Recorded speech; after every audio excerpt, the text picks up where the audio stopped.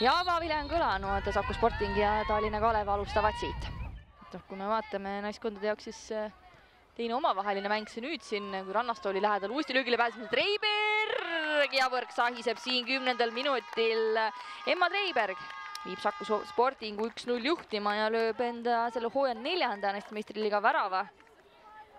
Alguses natukene vajas sellist pärast vigastust. Vajas natukene vormi kogumist ja hoo kogumist, aga siin praegu näeme küll, et on isukas.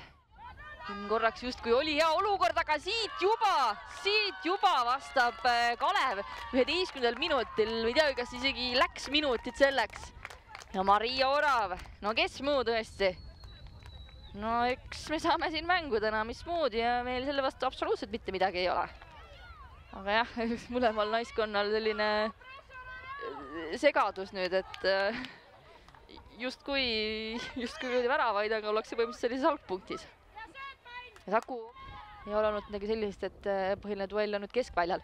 Nüüd Rannastolt tulek, aga just jah, tõmbas see pall liiga nagu väliskülje peale ja ei läinud värava peale, vaid sinna tagumisse tsooni. Põlluveelt uus pall ja ka natukene oli liiga ründav. Heis Aulus jõuab sinna vahele, paneb terava nurgalt sööduteele Treiberg ja 40. minutil Emma Treiberg 2 ja Saku 2.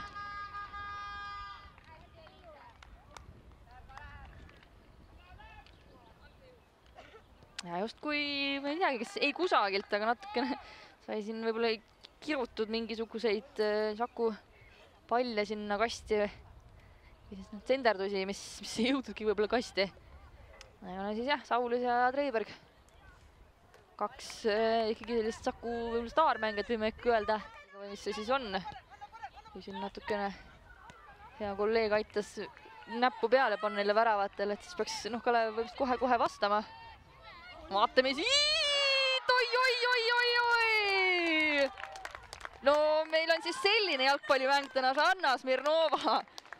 Ja no meil on 2-2. Okei siis.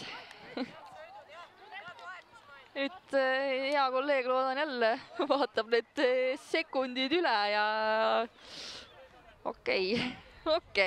Väga põnev. Kui me teeme numbrimaagiat, siis teeme aga edasi. See on väga põnev. Näeme. Ühesõnaga, jah, 2-2 meil mänguseis. Saku siis siit otsimas ei jätku. Saulus läheb löögile ja suurepärane tõrje Jürnalt ja siin nüüdki oli see post ja suudab vahetuses sekkunud Katrin Tiigimägi siin juba vähem kui 2 minutiga lüüa Saku Sportingu ette. Ja Tiigimägi ei ole naiste meistriliigas oma väravaarvet avanud. Ta teeb siis selle ära siin ja väga olulises kohas. Võib-olla siis 2 minutiga, kui me mõtleme selline natukene muutuvalt või kasvavalt on läinud, et esimese tabamuste vahe oli seal 58 sekundit umbes. Teiste tabamuste vahe oli niisugune minut 30. Ehk et kui natukene kasvavad need vahed, siis jah, ma ei tea, umbes 2 minutiga võiksime vastu väravani jõuda. No Orav läheb tegusid tegema, Orav läheb. Ebareaalne mäng, ma ei tea, 49 minutit Maria Orav vastab. See on see jalgpallimäng, mida me siin täna näeme. Saku läheb aina juhtima, Saku 3 korda läinud juhtima ja võib-olla suutnud seda teha ainult kokkuvõttes 3 minuti jagu. Ebareaalne ja siin nüüd ikkagi samal ajal ka keegi päris hea talle päike niimoodi silma ei paista. Teistele ütleme niimoodi paistab, saan kinnitada ka mulle. Treiberg hästi läheb sealt mööda, läheb löögile ka, aga sealt läbi Jürna käte, lööb 62. minutil. Saku 4-3 peale selles mängus. Ja Treiberg on tulnud siia väravaid ja kübaratrikk siin täna. Ja 6. värav üldse selle naiste meistriliiga hooajal. Ja tõesti, Treiberg suudab üle mängida nii kaitsja. Otsib liini taha Rannastol väga head kiired jalad ja Rasmussen kukutab Rannasto. Ja näitab, et penalti. Ja Rannasto ise lööb selle palli võrku. 64. minutil ja Rannasto on selline mängija, kes on löönud 6 mängu järjest värava. 3. mail Tammeka vastu tegi algust ja siin täna läheb nüüd väga palju jooksuruumi seal Saul seda olukorda vedama, see pall liini taha, Orav! Ja suunab selle palli võrku 84. minutil, kas siit hakkab Kalevi suurepärane selline lõpptagasitulek tulema, on Kalev tuli 3 väravale tagasi, vastas nendele esimesele 3 väravale, siis sai Saku 2-ga ette ja nüüd aga ei, see mäng lõpeb siin Sakus ära tulemusega 5-4. Saku Sporting lõi täna 5 väravat, Kalev vastas 4-ga, täiesti ebareaalne mäng. Tallinna Kalevi kaitsja Hanna-Karoliina Kalle, Maria Orov pani siia tanki, et lööb kübaratrikki ja kommentaari anna siis sina. Esiteks, mis siin täna toimus, täiesti ebareaalne mäng, mis tõi teile lõpuks paraku 4-5 kaotuse? Jah, väga kaotatud 3 punkti kindlasti. Tulime rohkem järele. Lõime palju tema võimalused ära, aga vastased olid rohkem. Kuidas teil õnnestus 3-3 peale niimoodi tulla, et iga kord vastusite seal umbes ligi minutiga, et missuguse uue tuhhi te sealt peale saite või kuidas see reaalselt õnnestus, päris ebareaalne olukord?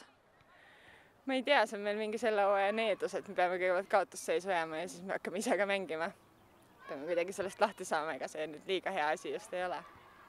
No üldse teil see teine poolaeg just tundus, tulite hea tuhhiga peale, vist rääkisite ka seal vaheajal, et kuidagi rohkem sellist energiat vaja ja võib-olla teistesse või selline tollidesse minekust peab kindlam olema, et mis te seal võib-olla teise poole eel veel paika panite, et sellise uue energia saite? Kindlasti eesmärk oli rohkem ja tugevamini tollidesse minna, et me ootasime, et ka nemad panevad juurde ja Saku ründajad on kõik üks-ühele ju väga-väga tugevad ja jõulised, et eks me sellel rõhku panimegi, aga paraku läks nii. No üldse see esimene võib-olla siis poolhooajast, no päris pool ta ei ole teil liiga hästi läinud, mis selle taga on? See on üks väga raske küsimus. Kogu aeg arvame, et järgmine mäng läheb paremini, aga veel me ei ole seda enda mängu leidnud. Lihtsalt, sest ma ei tea, vajate veel aega, kuigi üsna vist hästi olete muidu kokku mänginud, lihtsalt kuidagi mingi, ma ei tea, madalseis siis. Üks mäng tundub, et ei löö ees ära, teine mäng tundub, et ei ole kaitses kindel, et vastades me peame maha istuda, et meil tuleb pausi ajal laager ka, et siis saame võib-olla kokku mängu harjutada ja mõelda, kus see viga on. Grete, no täna täiesti ebareaalne mäng, just rääkisin Anna-Karoliinaga ka, et mis täna siin toimus sinu arust? Ma ei tea, endal ka veits nagu sõnad puuduvad, et jumal tänatud, et me võitsime. Ma just ütlesin ka tiimikatele, et ma arvan, Kalev mängis täpselt nii, nagu meile ei sobinud. Ehk siis niimoodi nad nagu need kiired väravad nagu vastuseks said meile löödud. No tõesti, mis nende kiirete väravad taga oli? Ise jäite kuidagi liiga jubeldama oma neid väravaid või ma ei tea, oskad sa midagi sealt välja tuua? Ma ei tea, võib-olla olidki need kiirrünnakud, millega nad oma väravaid hästi nagu löövad teistes mängudes ka. Kuigi me olime peale igat väravat, et okei, nüüd rahu on ju, võtame ennast kokku ja siis ikka tuli, ma ei tea kust ja ma ei tea, lihtsalt oli siuke mäng täna. No Emma Treiberg kübartrikki täna lõi, tundub, et tema vist ka aina paremasse hoogu on saamas peale oma selliseid vigastusi ja vormi kogumist, et tema mängu vist kindlasti täna kiidad. Ja ta sai ka mängu parima ja tõesti super töö ja ta tegi nii palju musta tööd ja muidugi need väravad ja tal tegelikult trennis ütles ka, et tal on nii kahju, et paus hakkab, et tal just saab selle hoo sisse, et tal oli haigus ja vigastused, aga nüüd ta on väga hea hoo sisse saanud tegelikult.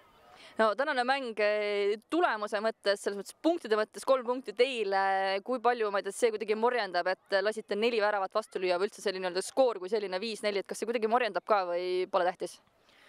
Ma arvan, et see nagu arvestades seda mängu nagu emotsionaalsust ja kuidas see kulges, siis tegelikult see lihtsalt tähtis on see, et me võitsime ja tähtis on see, et me lõime rohkem väravaid, et jah. No nüüd ka paus ees ootamas, teid vist ma eeldan ka või on siin midagi Balti liigat tulemas, et kuidas see plaan teil ette näeb? Meil on õnneks päris pikk paus jah, et osad siin koondisega seotud, et enam-vähem ikka 2 nädalat saame nagu puhata ja siis läheb teine pool edasi.